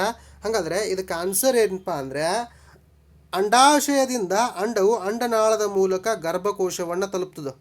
ನಿಮಗೆ ಈಗಾಗಲೇ ಡಯಾಗ್ರಾಮ್ ಮೂಲಕ ಸ್ತ್ರೀ ಜನನಾಂಗ ವಿಭವದ ಚಿತ್ರವನ್ನು ತೋರಿಸಿರ್ಬೋದು. ಅದರಲ್ಲಿ ಹೌದಾ ದಾಸವಾಳ ಹೂವಿನ ಥರ ಒಂದು ರಚನೆ ಬರ್ತದೆ. ಆ ದಾಸವಾಳ ಹೂವಿನ ದಳಗಳೇನಿದಾವಲ್ಲ ಆ ರೀತಿಯಾಗಿ ಫೆಲೋಫಿಯನ್ನ ನಾಳ, ಆ ಫೆಲೋಫಿಯನ್ನ ನಾಳಕ್ಕೆ ಅಂಟ್ಕೊಂಡಂಥ ಒಂದು ಗಂಟಿನ ಥರ ರಚನೆ ಇದೆ. ಅದನ್ನೇ ನಾವೇನು ಕರಿತೀವಿ ಅಂದರೆ ಅಂಡಾಶಯ. ಆ ಅಂಡಾಶಯದಲ್ಲಿ ಅಂಡಗಳೇನಾಗ್ತವೆ ಅಂದರೆ ಬಿಡುಗಡೆ ಆಗ್ತವೆ. ಬಿಡುಗಡೆಯಾದಂಥ ಅಂಡಕಗಳು ಗರ್ಭಾಶಯದಕ್ಕೆ ಚಲಿಸುವಂಥ ಹಾದಿಯಲ್ಲಾಗಿರ್ಬೋದು ಅಥವಾ ಅಂಡಾಶಯದಲ್ಲೇ ಆಗಿರ್ಬೋದು, ವಿರ್ಯಾಣುಗಳು ಪ್ರವೇಶಿಸಿದ್ದೇ ಆದರೆ ಆ ವಿರ್ಯಾಣುಗಳು ಅದ್ರ ಜೊತೆ ಸೇರಿ ಏನಾಗ್ತಾವಪ್ಪ ಅಂದರೆ ಯುಗ್ಮವನ್ನು ಉಂಟು ಮಾಡ್ತಾವೆ. ಜೊತೆ ಸೇರಿ ವಿರ್ಯಾಣು ಅಂಡಾಣುವಿನ ಜೊತೆ ಸೇರಿ ಏನಾಗ್ತಂದ್ರೆ ಯುಗ್ಮವನ್ನು ಉಂಟು ಮಾಡ್ತದೆ. ಯುಗ್ಮ ಎಲ್ಲಿ ನಾಳದಲ್ಲಾಗಿರ್ಬೋದು ಅಥವಾ ಗರ್ಭಕೋಶದಲ್ಲಾಗಿರ್ಬೋದು ಹಲವಾರು ಸಲ ವಿಭಜನೆಗೆ ಒಳಗಾಗಿ ಒಂದು ಭ್ರೂಣವನ್ನು ಉಂಟು ಮಾಡ್ತದೆ. ಭ್ರೂಣ ಕೊನೆಗೆ ಗರ್ಭಾಶಯದಲ್ಲಿ ಬಂದು ನೆಲೆಗೊಳ್ತದೆ. ಗರ್ಭಾಶಯದಲ್ಲಿ ಬಂದು ನೆಲೆಗೊಂಡು ಅಲ್ಲೇ ಬೆಳೀಲಿಕ್ಕೆ ಪ್ರಾರಂಭಿಸ್ತದೆ. ಇನ್ನು ಸೆಕೆಂಡ್ ಕ್ವಶನ್ ಏನು ಕೇಳಿದಾರಪ್ಪ ಅಂದರೆ, ಭ್ರೂಣದ ಬೆಳವಣಿಗೆಗೆ ಗರ್ಭಕೋಶದಲ್ಲಿ ಯಾವ ಬದಲಾವಣೆಗಳು ಆಗುತ್ತವೆ? ಭ್ರೂಣದ ಬೆಳವಣಿಗೆಗೆ ಗರ್ಭಕೋಶದಲ್ಲಿ ಯಾವ ಬದಲಾವಣೆಗಳಾಗ್ತಾವಪ್ಪ ಅಂದರೆ, ಈಗಾಗಲೇ ಋತುಚಕ್ರವನ್ನು ಹೇಳಬೇಕಾದ್ರೆ ಗರ್ಭಕೋಶದಲ್ಲಿ ಒಂದು ಒಳ ಅಸ್ತರಿ ಅಂತ ಇರ್ತದೆ. ಒಳ ಅಸ್ತರಿ ಪ್ರತಿ ಸಲನೂ ತಿಂಗಳಿಗೆ ಒಂದು ಸಲನೂ ಭ್ರೂಣ ಬೆಳವಣಿಗೆಗೆ ಏನೇನು ಅವಶ್ಯಕತೆ ಇದೆಯಲ್ಲ ಎಲ್ಲ ಬದಲಾವಣೆಗಳನ್ನು ಉಂಟು ಮಾಡ್ಕೊಂಡಿರ್ತದೆ. ಆದರೆ ಯಾವಾಗ ವಿರ್ಯಾಣು ಅಂಡಾಣುವಿನ ಜೊತೆಗೆ ಸೇರೋದಿಲ್ವೋ ಆ ಒಳ ಅಸ್ತರಿ ಬಿರುಕು ಬಿಟ್ಟು ರಕ್ತ, ಒಂದು ಸ್ವಲ್ಪ ತ್ಯಾಜ್ಯ ಪದಾರ್ಥಗಳು ಇವೆಲ್ಲ ಏನಾಗ್ತಾವಪ್ಪ ಅಂದರೆ ಹೊರ ಹೋಗ್ತಾವ ಹೌದಾ. ಈ ಯೋನಿಯಿಂದ ಹೊರ ಹೋಗುವಂಥ ಪ್ರಕ್ರಿಯೆಯನ್ನೇ ನಾವು ಋತುಚಕ್ರ ಅಂತ ಅಭ್ಯಾಸ ಮಾಡ್ತೀವಿ. ಹಾಗಾದರೆ ಭ್ರೂಣದ ಬೆಳವಣಿಗೆಗೆ ಗರ್ಭಕೋಶದಲ್ಲಿ ಯಾವ ಬದಲಾವಣೆಗಳಾಗ್ತಾವ ಹೌದಾ, ಏನೇನು ಆಗ್ತಾವೆ ನೋಡ್ರಿ. ಗರ್ಭಕೋಶವು ಬೆಳೆಯುತ್ತಿರುವ ಭ್ರೂಣ ಅದಕ್ಕೆ ಪೋಷಕಾಂಶಗಳು ಬೇಕು. ಆ ಪೋಷಕಾಂಶಗಳನ್ನು ಮತ್ತು ಆಮ್ಲಜನಕವನ್ನು ಪೂರೈಸಲಿಕ್ಕೆ ಒಳ ಅಸ್ತರಿ ದಪ್ಪ ಆಗ್ತದೆ. ಅಲ್ಲಿ ಗರ್ಭಕೋಶದ ಒಳ ಅಸ್ತರಿ ಏನಾಗ್ತದೆ, ದಪ್ಪ ಆಗ್ತದೆ. ಆಮೇಲೆ ಒಳ ಅಸ್ತರಿ ದಪ್ಪ ಆಗೋದಷ್ಟೇ ಅಲ್ಲ, ಹಲವಾರು ರಕ್ತನಾಳಗಳನ್ನು ಹೊಂದಿ ರಕ್ತನಾಳಗಳು ನಮಗೇನು ಮಾಡ್ತಾವ ಹೌದಾ, ಪೋಷಕಾಂಶಗಳನ್ನು ಮತ್ತು ಆಮ್ಲಜನಕವನ್ನು ತಂದು ಮುಟ್ಟಿಸುವಂಥ ಕೆಲಸ ಮಾಡ್ತಾವ. ಈ ರೀತಿಯಾಗಿ ಭ್ರೂಣದ ಬೆಳವಣಿಗೆಗೆ ಗರ್ಭಕೋಶದಲ್ಲಿ ಬದಲಾವಣೆಗಳು ಉಂಟಾಗ್ತವ. ಒಳ ಅಸ್ತರಿ ದಪ್ಪ ಆಗ್ತದೆ, ಅದರ ರಕ್ತನಾಳಗಳ ಪ್ರಮಾಣ ಹೆಚ್ಚಿರ್ತದೆ. ಆ ರಕ್ತನಾಳಗಳು ಏನು ಮಾಡ್ತಾವೆ ಅಂದರೆ ಆಹಾರ, ಪೋಷಕಾಂಶಗಳನ್ನು ಮತ್ತು ಆಮ್ಲಜನಕವನ್ನು ಭ್ರೂಣಕ್ಕೆ ತಂದು ಮುಟ್ಟಿಸುವಂಥ ಕೆಲಸ ಮಾಡ್ತಾವೆ. ಇವೆಲ್ಲ ಏನಪ್ಪ ಅಂದರೆ ಬದಲಾವಣೆಗಳು. ಇನ್ನು ನೆಕ್ಸ್ಟ್ ಕ್ವಶನ್ ನೋಡೋಣ. ಲೈಂಗಿಕ ರೀತಿಯ ಸಂತಾನೋತ್ಪತ್ತಿಯಲ್ಲಿ ಹೊಸ ಪೀಳಿಗೆಯಲ್ಲಿ DNA ಪ್ರಮಾಣದಲ್ಲಿ ಮರುಹೊಂದಾಣಿಕೆಯು ಹೇಗೆ ಉಂಟಾಗುತ್ತದೆ? ಹೊಸ ಪೀಳಿಗೆಯಲ್ಲಿ DNA ಪ್ರಮಾಣದಲ್ಲಿ ಮರುಹೊಂದಾಣಿಕೆಯು ಹೇಗೆ ಉಂಟಾಗುತ್ತದೆ ಹೌದಾ. ಇದನ್ನೊಂದು ಸ್ವಲ್ಪ ಲಕ್ಷ್ಯ ಕೊಟ್ಟು ನೋಡ್ರಿ. ಏನಪ್ಪ ಅಂದರೆ ಲೈಂಗಿಕ ರೀತಿಯ ಸಂತಾನೋತ್ಪತ್ತಿಯಲ್ಲಿ ಈ ಎರಡು ಭಿನ್ನ ಲಿಂಗಕೋಶಗಳು ಸಂಯೋಜಿಸಿ ಹೊಸ ಜೀವಿ ಉಂಟಾಗ್ತದೆ. ಯಾಕೆ, ಒಂದು ಜೀವಕೋಶ ತಾಯಿಯಿಂದ ಬಂದಿರ್ತದೆ, ಇನ್ನೊಂದು ಜೀವಕೋಶ ತಂದೆಯಿಂದ ಬಂದಿರ್ತದೆ. ಹಾಗಾದರೆ ಪ್ರತಿ ಲಿಂಗಕೋಶಗಳು ಯಥಾವತ್ತಾಗಿ ಪೂರ್ಣವಾಗಿ ಎಲ್ಲನೂ ಏನಪ್ಪ ಅಂದರೆ ಲಕ್ಷಣಗಳನ್ನು ಕೊಟ್ಟಿದ್ದೆ. ಆದರೆ ತಂದೆ ತಾಯಿದು ಮೂರುದು ಡಬಲ್ ಆಗ್ತಾವಿಲ್ಲ, ಅದಕ್ಕೆ ಡಬಲ್ ಆಗಬಾರ್ದು. ಅವೇನಾಗಬೇಕು, ಸಂಖ್ಯಾಕ್ಷೀಣ ವಿಭಜನೆಗೆ ಒಳಗಾಗಬೇಕು. ಸಂಖ್ಯಾಕ್ಷೀಣ ವಿಭಜನೆಗೆ ಒಳಗಾಗಬೇಕಂದ್ರೆ ಅರ್ಧದಷ್ಟು ಸಂಖ್ಯೆ ಕಡಿಮೆ ಆಗಬೇಕು. ಅದು ಕ್ರೋಮೋಸೋಮ್ಗಳಿದಿರ್ಬೋದು ಅಥವಾ DNA ಅನುವಂಶೀಯ ವಸ್ತು ಇರ್ಬೋದು. ಅರ್ಧದಷ್ಟು ಕಡಿಮೆ ಆಗಿ ಮರುಹೊಂದಾಣಿಕೆ ಆಗಬೇಕು. ಅಲ್ಲಿ ನಡೆಯುವಂಥ ಪ್ರಕ್ರಿಯೆ ಯಾವುದಪ್ಪ ಅಂದರೆ ಮಿಯಾಸಿಸ್ಸು. ನಾವು ಈಗಾಗಲೇ ಕೋಶ ವಿಭಜನೆಯನ್ನು ಅಭ್ಯಾಸ ಮಾಡಿದ್ದೀವಿ. ಕೋಶ ವಿಭಜನೆ ಕಾಯಜ ಕೋಶಗಳಲ್ಲಿ ಮೈಟೋಸಿಸ್ ನಡೆದ್ರೆ ಪ್ರಜನನ ಕೋಶಗಳಲ್ಲಿ ಮಿಯಾಸಿಸ್ ನಡೀತದೆ. ಮಿಯಾಸಿಸ್ ನಡೆಯುವಂಥ ಮುಖ್ಯ ಕೆಲಸ ಏನಪ್ಪ ಅಂದರೆ ತಂದೆಯಿಂದ ಮತ್ತು ತಾಯಿಯಿಂದ ಬರುವಂಥ ಎರಡೂ ಲಕ್ಷಣಗಳನ್ನು ಸಮ್ಮಿಲನಕ್ಕೊಳಪಡಿಸಿ, ತಂದೆಯಿಂದ ಬಂದ ಲಕ್ಷಣಗಳು ಅರ್ಧ, ತಾಯಿಯಿಂದ ಬಂದಂಥ ಲಕ್ಷಣಗಳು ಅರ್ಧವನ್ನು, ಹೌದಾ, ಸಂಖ್ಯಾಕ್ಷೀಣ ವಿಭಜನೆಯನ್ನು ನಡೆಸಲಿಕ್ಕೆ ಮಿಯಾಸಿಸ್ ಏನು ಮಾಡ್ತದೆ ಅಂದ್ರೆ ಸಹಾಯ ಮಾಡಿ DNA ಅರ್ಧ ಅರ್ಧ ಅನುವಂಶೀಯ ವಸ್ತುಗಳ ಸ್ಥಿರತೆಯನ್ನು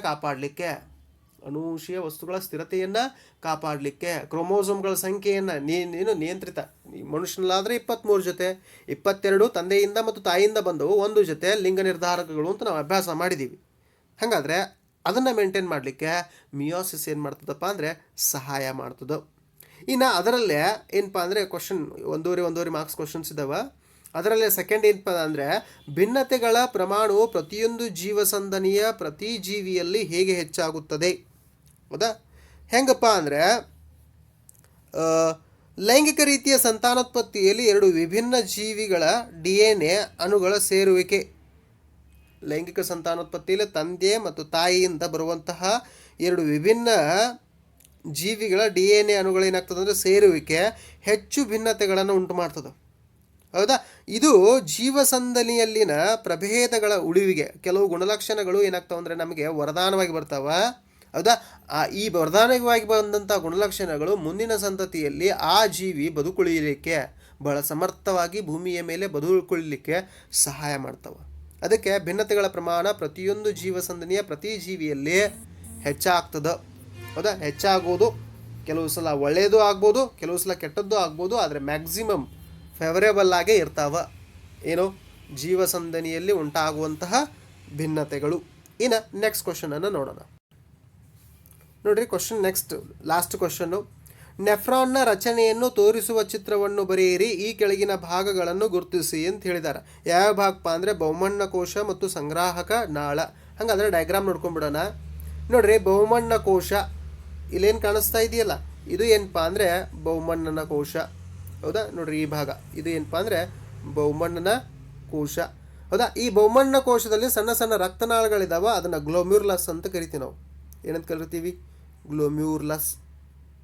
ಹೌದಾ, ಹಾಗಾದರೆ ಇವು ಗ್ಲೋಮ್ಯೂರ್ಲಸ್ ಏನಾಗಿರ್ತದೆ ಅಂದ್ರೆ ಅಪಧಮನಿಗಳಿಗೆ ಮತ್ತು ಅಭಿಧಮನಿಗಳಿಗೆ ಸಂಪರ್ಕವನ್ನು ಹೊಂದಿರ್ತದೆ. ಆಮೇಲೆ ಇಲ್ಲಿ ಏನು ಕಾಣಿಸ್ತಾ ಇದೆಯಲ್ಲ, ಇದನ್ನು ನುಲಿಕೆ ನಾಳ ಅಂತ ಕರಿತೀವಿ. ಪ್ರಾಕ್ಸಿಮಲ್ ಕನ್ವ್ಯುಲೇಟೆಡ್ ಟ್ಯೂಬ್ಯುಲು ಮತ್ತು ಡಿಸ್ಟಲ್ ಕನ್ವ್ಯುಲೇಟೆಡ್ ಟ್ಯೂಬ್ಯುಲು. ಕೆಳಗಡೆ ಬರುವಂಥ ಭಾಗವನ್ನು ಹೆನ್ಲೇಸ್ನ ಕುಣಿಕೆ ಅಂತ ಕರಿತೀವಿ, ಯು ಆಕಾರದ ನಾಳ. ಆಮೇಲೆ ಇಲ್ಲೇನಿದೆ ಅಂದರೆ ಸಂಗ್ರಾಹಕ ನಾಳ. ಹಲವಾರು ನೆಫ್ರಾನ್ಗಳಿಗೆ ಸಂಬಂಧವನ್ನು ಹೊಂದಿರ್ತದೆ. ಯಾವುದು? ಸಂಗ್ರಾಹಕ ನಾಳ. ಹೌದಾ, 2 ಭಾಗಗಳನ್ನು ತೋರಿಸೋದು ಹೇಳಿದ್ರು. ಒಂದು ಬಹುಮಣ್ಣ ಕೋಶ, ಇನ್ನೊಂದು ಸಂಗ್ರಾಹಕ ನಾಳ. 2 ಭಾಗಗಳನ್ನು ತೋರಿಸಿದ್ದೀನಿ. ಅದರ ಜೊತೆಗೆ ಇಲ್ಲಿರುವಂಥ ಬೇರೆ ಬೇರೆ ಭಾಗಗಳನ್ನು ಹೆಸರಿಸುವಂತ ಕೇಳಿದ್ದೀನಿ. ಯಾಕಂದರೆ ನಿಮ್ಮ ಎಕ್ಸಾಮಲ್ಲಿ ಯಾವ ಭಾಗಗಳನ್ನು ಕೇಳ್ತಾರ?